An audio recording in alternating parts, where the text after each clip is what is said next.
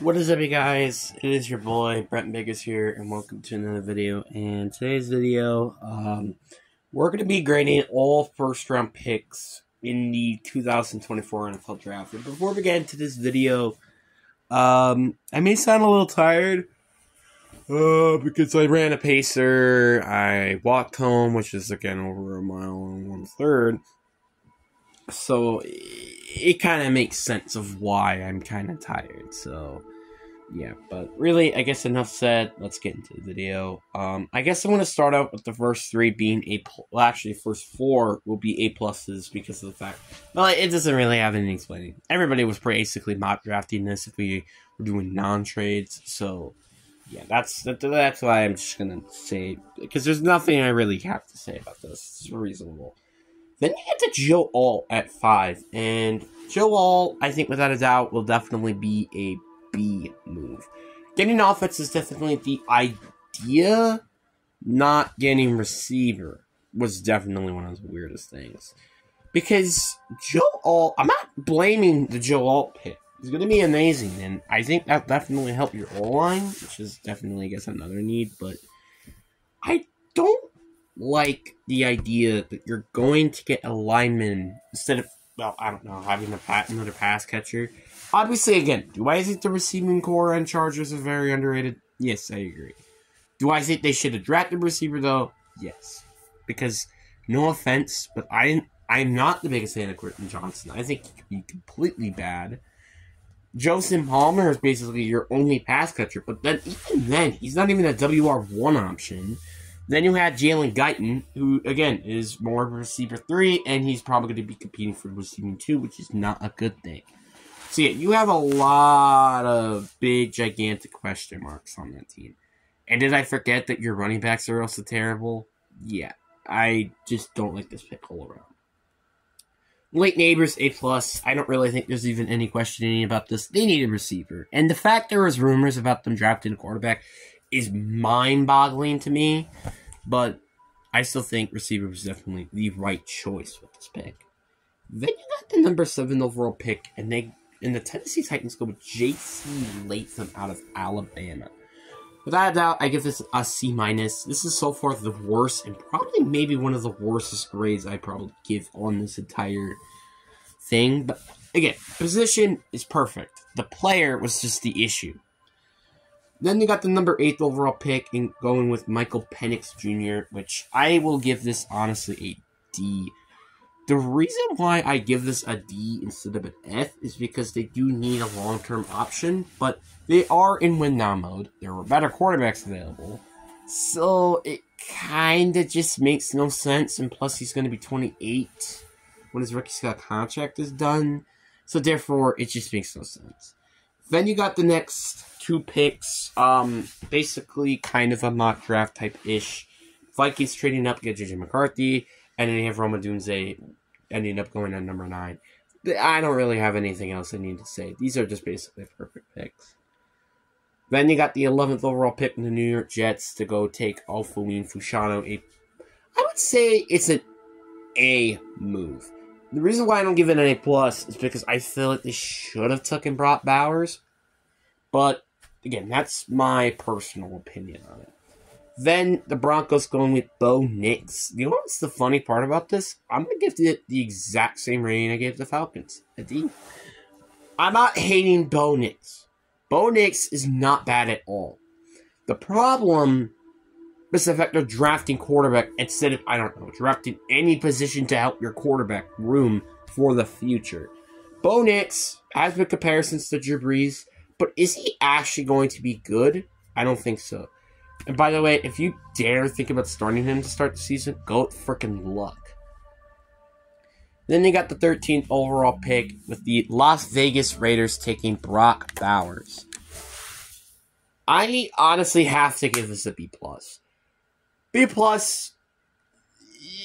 it's sad to say, I really, really do think Brock Bowers will be very, very good. And honestly, I think he's going to be for this team. Now you're like, wait, why are you giving it a B+? Well, multiple things. 1, receiver was not your biggest need. 2, you already drafted Michael Mayer last year. And 3, you have Devontae Adams. Which, yeah, he might not be here for long, but still.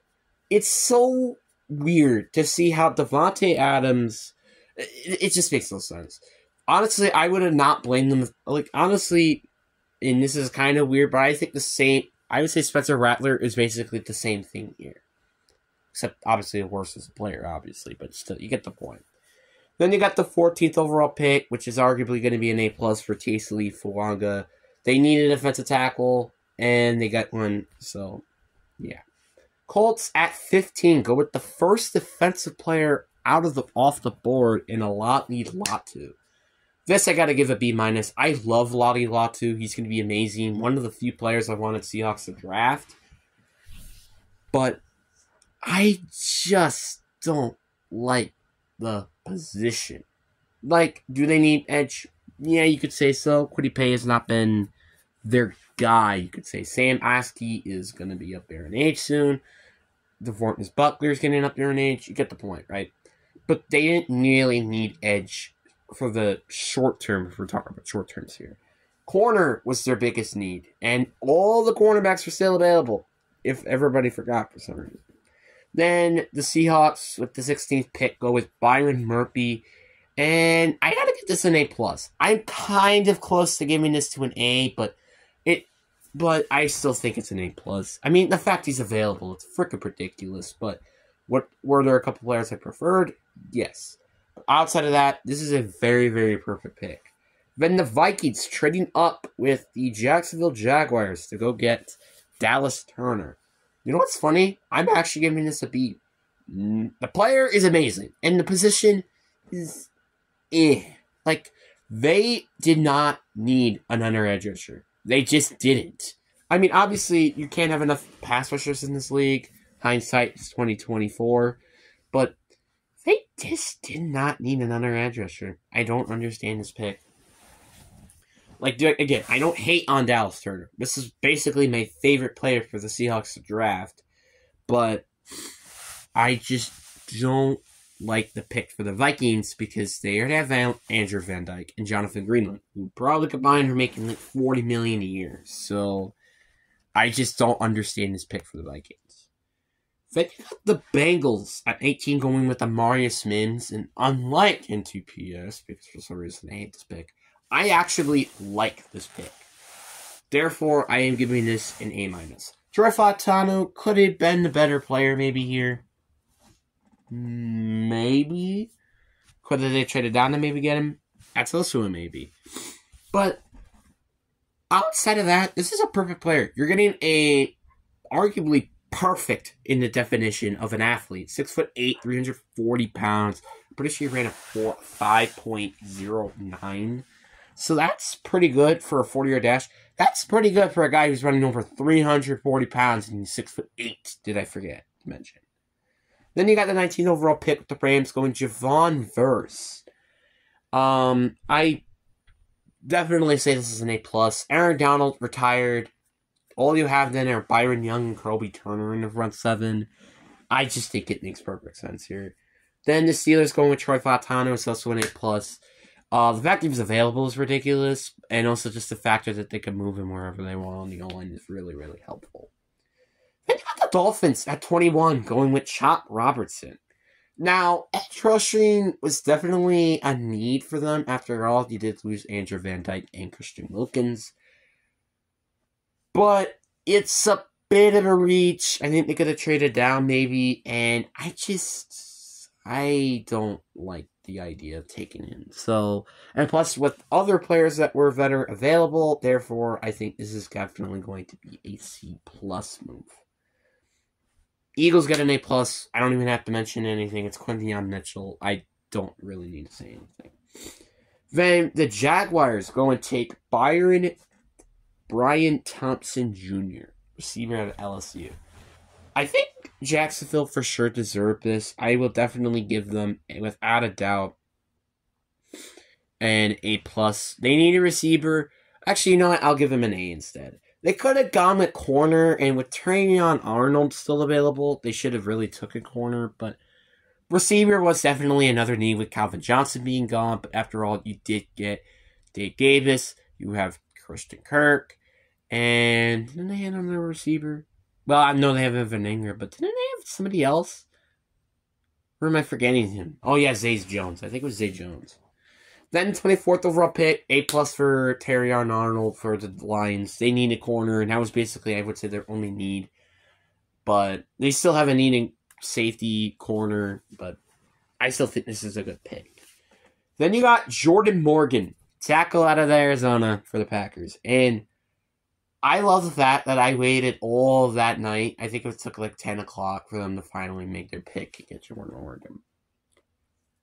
F. No exceptions. Like, Jordan Morgan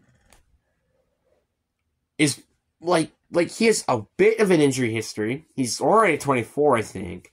And I just don't like the pick. We didn't need tackle, by the way. Did I forget to mention that? We didn't need tackle. We have Andre Dillard, Rashawn Walker, and Zach Tom. Both very capable starters, if I may ask. So why did we need another tackle?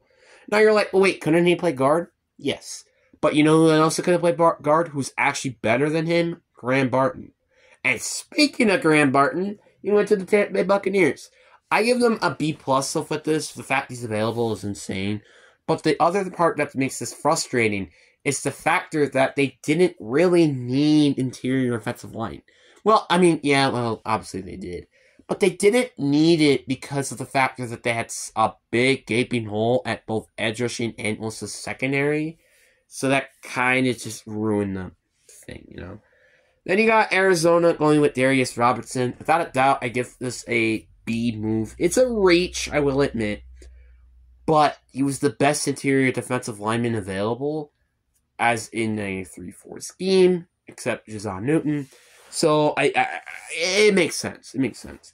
Then the Chiefs going into Xavier Worthy is a C. There are definitely other better receivers available, but unlike the 49ers, they actually did take somebody who was actually projected to be in first round, so makes sense. Dallas, they get an A for the Tyler Guyton pick. He's going to be a very good player. I'm imagining he's going to be a good, I feel like he might be Tyler Smith 2.0, but I just think this is going to be a good pick. The Ravens go with Nate Wiggins, corner out of Clemson. And I think without a doubt, I think this is definitely a C. The reason, the more I think about it, the more this pick just completely does not make any sense. The player is amazing. Like, again, I wanted him to be as a Packer, and it ran the fastest corner. I think he's like probably a top 5 of the fastest corner 40s ever, because I'm pretty sure that's a fact. But they did not need corner. Like, they already, they needed front 7 help. You lost Patrick Queen. You almost lost just about a BK. You lost Kyle Van Noy. You lost to JV and Clowney. You lost so many players in the front 7, and yet you didn't draft a single one. Made no sense. 0 sense. Then we got ourselves another F with Ricky Pearsall, receiver out of Florida for the Niners.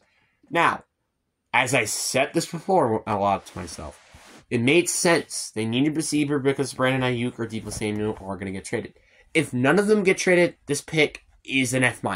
Like, an F because there's other receivers like Xavier Letcher, Keon Coleman, Lam McConkey, and Jalen Polk, and also Davian Mitchell. All those players were better options. You could have traded down. I can go on and on about this pick. Then the Panthers will get a C for Xavier Letcher. Better receiver, but again, all the other receivers except him was another potential option they could have gotten at receiver. So, yeah. But also, receiving is not that big of a need. They have Adam Thielen. They have Deontay Johnson. They have Jonathan Mingo, if a lot of people forgot for some reason. And Terrace Marshall. Didn't we all just forget that for some reason, or is that just me? Apparently everybody did. Did I also forget to mention that Jackson Powers Johnson was still available? Did I also forget to mention that this team really needed defensive help instead of offensive help? Did I also forget to mention that some good players like Jazon Newton, Cooper DeJean, Braylon Frisk, Kool-Aid McKinstry, all these players were still available with this pick? Did I just forget to mention that? Oh, wait. No, I didn't. Honestly, not gonna lie, I hate the first two picks for the Panthers just because they filled non-position needs. But anyway, I hope. What do you guys think about this draft, and what was your favorite pick out of this draft? Hope you guys enjoyed this video. Peace.